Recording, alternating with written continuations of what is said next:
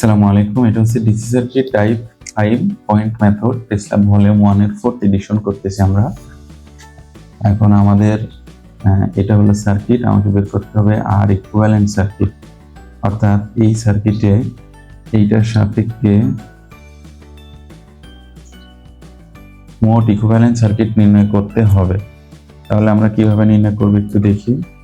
তাহলে আমাদের এই সার্কিটটা আমরা পয়েন্ট মেথড অ্যাপ্লাই করি, তার মানে এক পাশে এ আর এক পাশে বি।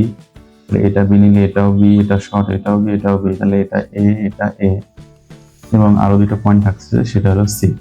তাহলে আমরা এগুলো আমরা পয়েন্ট মেথডে অ্যাপ্লাই করি, এবিসি পয়েন্ট। তাহলে এবির মধ্যে পেলাম 2,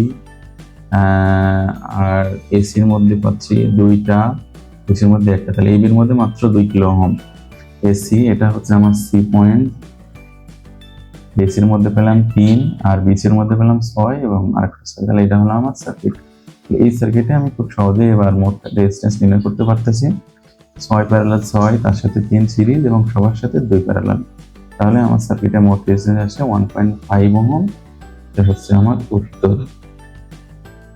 কিভাবে আসতেছে আমরা একটু ক্যালকুলেশনটা দেখি। সেটা হচ্ছে